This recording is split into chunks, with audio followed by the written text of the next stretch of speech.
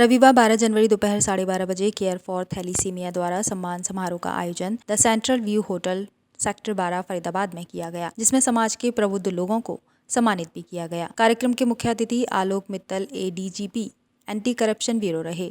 उनका स्वागत सम्मान समारोह बच्चों द्वारा फूलों की बौछार के साथ किया गया व थैलीसीमिया से ग्रसित बच्चों ने उन्हें फूल भी भेंट किए। कार्यक्रम में मौजूद लोगों ने तालियों के साथ उनका स्वागत किया।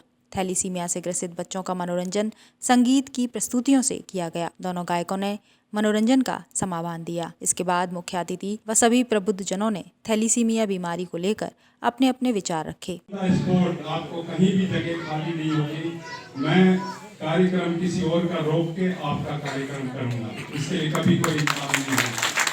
और मेन्यू के लिए जो आप कहोगे, वेज नॉन वेज खाना पीना जो आप कहोगे वो आपके लिए 24 आवर्स तैयार मिलेगा। धन्यवाद महेंद्र जी, आपका प्यार बना रहेगा। कार्यक्रम में उपस्थित सभी प्रबुद्ध जनों को पटका पहनाकर व शील्ड प्रदान कर आलोक मित्तल ADGP द्वारा सम्मानित भी किया गया। थैलीसीमिया से ग्रसित बच्चों को भी छतरी प्रदान की गई। वहीं आलोक मित्तल ADGP को पटका पहनाकर व शील्ड व पौधा प्रदान कर स्वागत सम्मान भी किया गया। और कार्यक्रम के अंत में ADGP आलोक मित्तल व अन्य प्रबुद्ध जन थैलीसीमिया से ग्रसित बच्चों के साथ DJ पर भी थिरके।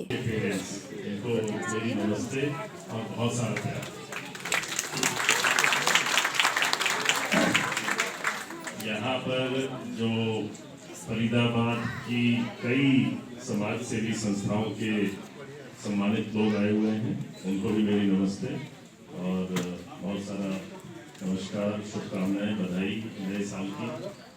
और लोहड़ी और मकर संक्रांति का पर्व कल परसों में है, इसकी भी आप लोगों को अपनी बधाई। जैसा रविंद्र गुडेजा जी ने कहा, इनकी टीम ने, मैं जब यहाँ पर 2007-08 में SSP के तौर पे नियुक्त था, तब से मैं थैलीसीमिया वाले बच्चों के साथ जुड़ा हुआ हूँ और कई बार उनके साथ बात करने का, उनके फंक्शंस को अटेंड करने का मौका मिला है मुझे। तो सबसे पहले तो ये बात सही है कि फाउंडेशन अगेंस्ट थैलीसीमिया जो संस्था है फरीदाबाद की, बहुत अच्छा काम इन्होंने किया है। जैसे बहुत सारी संस्थाएं होती हैं जो समारोह करने में और फंक्शन समारोह करना, फोटोग्राफ खिंचवाने में तो बहुत एक्सपर्ट हैं, लेकिन लॉन्ग टर्म असर डालने में वो बहुत कामयाब नहीं हो पाती हैं। तो इनका है, जैसा इन्होंने बताया कि अब बच्चों को जो यहाँ सामने बच्चे बैठे हुए हैं, इनको जब भी ब्लड की जरूरत होती है तो सरकारी और प्राइवेट स्कूलों में बिना किसी शुल्क दिए हुए, बिना कोई फीस दिए हुए, पैसा दिए हुए उनको ब्लड मिलता है। दूसरा इन्होंने बताया कि CBSE के पाठ्यक्रम में इसको शामिल करवाया है। तीसरा इन्होंने बताया कि पर्सन्स विद डिसेबिलिटी की जो कैटेगरी है, जिसके बारे में भारत सरकार 2016 और 2017 में एक नया कानून लेकर आई थी, उसमें इन लोगों को शामिल किया गया। तो ये वो चेंजेस हैं जो लॉन्ग टर्म चेंजेस हैं, जो वास्तव में ये बताते हैं कि संस्था ने बहुत बड़ा काम किया। क्या होता है इसके बारे में? थैलेसीमिया एक जेनेटिक बीमारी होती है, क्योंकि अगर पेरेंट्स आपके थैलेसीमिया माइनर है, दोनों पेरेंट्स, स्पेशली अगर आपके थैलेसीमिया माइनर है, तो जो बेबी पैदा होता है वो भी थैलेसीमिक होता है। But there are chances 25% chance कि वो बेबी थैलेसीमिया मेजर होगा, 25% चांस कि बच्चा नॉर्मल होगा और 50% चांस कि वो बच्चा अपने पेरेंट्स की तरह मेजर होगा। जैसे बेबी पैदा होता है तो उनमें जीन्स आते हैं, अगर दोनों जीन्स डिफेक्टिव आए हैं मदर फादर का, तो बच्चा थैलेसीमिक मेजर होता है। और उस सिचुएशन में बच्चे को रेगुलरली ब्लड ट्रांसफ्यूजन की नीड होती है, क्योंकि 15 डेज 20 डेज डिपेंडिंग अपॉन बच्चे की एज क्या है, कितना उसका वेट है, तो उसके हिसाब से ब्लड की रिक्वायरमेंट रहती है। तो मैम इसकी कोई एज होती है कि किसी भी एज में हो सकता है? ऐसा कुछ जनरली नहीं है, ऐसा कुछ फिक्स एज नहीं है, बट बिफोर 1 ईयर डायग्नोज हो जाता है, 6 मंथ 9 मंथ में डायग्नोज हो जाता है और मैक्स होते हैं कि 7 ईयर्स तक डायग्नोज होता है। क्या रिस्क है इस बीमारी में? रिस्क यही है कि रेगुलर ब्लड ट्रांसफ्यूजन आपका रहता है, रेगुलर ब्लड ट्रांसफ्यूजन की वजह से आपकी बॉडी में आयरन डिपॉजिट हो जाता है। वो आयरन डिपॉजिशन की वजह से बच्चे की ग्रोथ नहीं होती, हाइट नहीं बढ़ती, उसका प्रॉपर हाइट वगैरह नहीं रहती, और बॉडी की ग्रोथ होती है, ग्रोथ हार्मोन्स होते हैं, वो सब उससे डेवलप नहीं हो पाते।